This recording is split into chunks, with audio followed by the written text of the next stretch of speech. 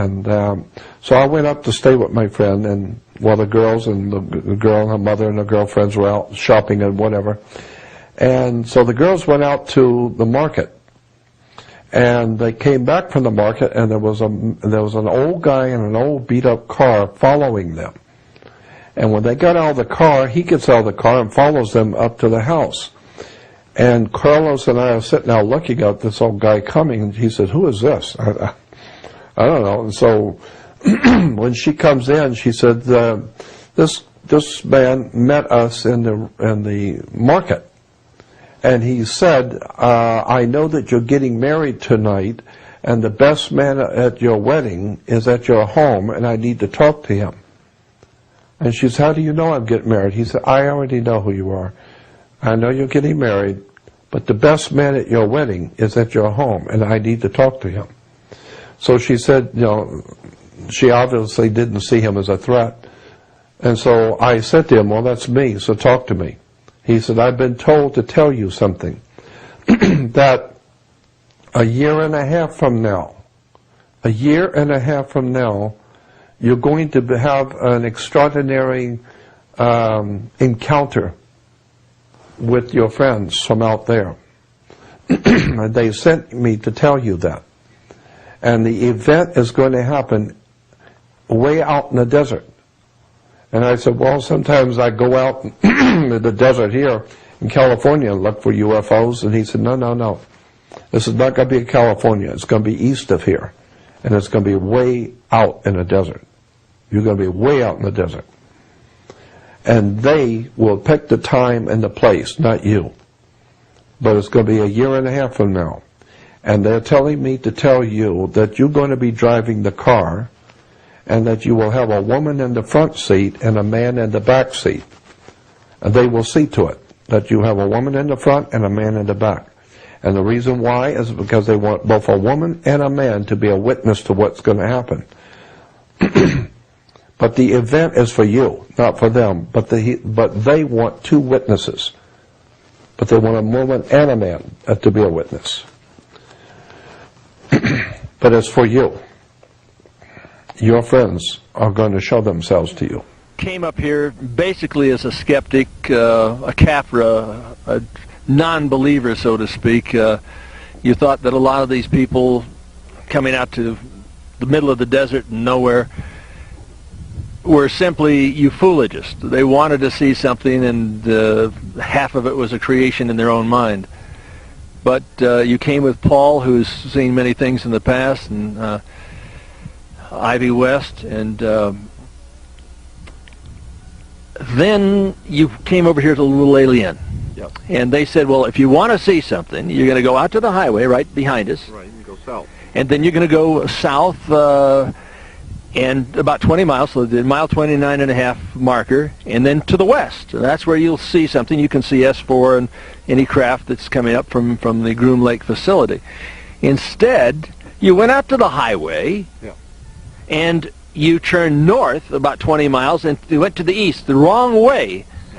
What happened in your mind to make Wrong Way Jordan do that? I have no idea why I turned and went the opposite way, because Paul was sitting in the back seat, Ivy was sitting in the front seat. We just got through hearing that if you want to go anywhere, you go where the tourists go. You go south for 20 miles to the mailbox.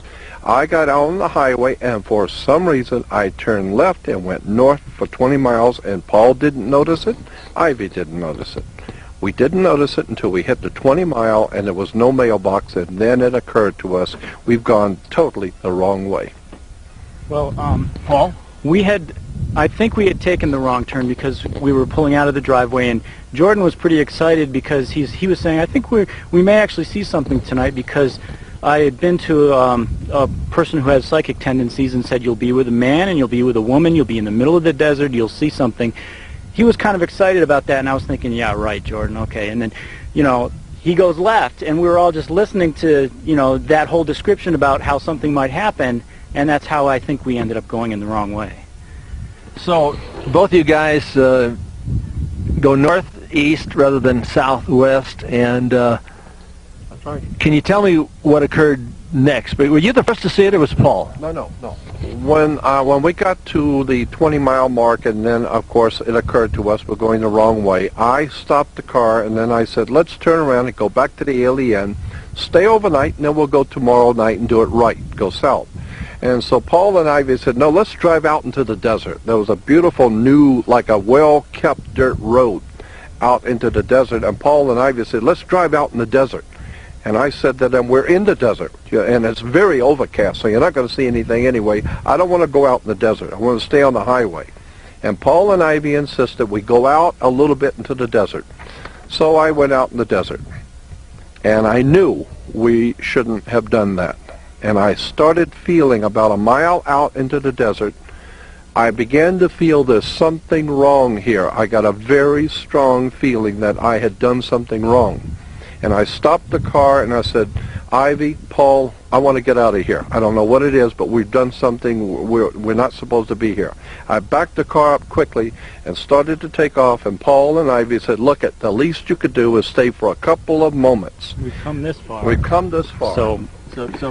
Also, the mile markers go in both directions. So we did find a 29-mile marker there, and we turned around a few times, no black mailbox, you know. And so when we finally stopped to try to figure out what to do, there's virtually no roads out here, but we had stopped and it was right next to this road. So we figured, okay, let's go down this road since we're here. And then we got down to where Jordan was talking about, and we had turned around. And we convinced him to stop so we could just get out and look, because we'd come that far, why not?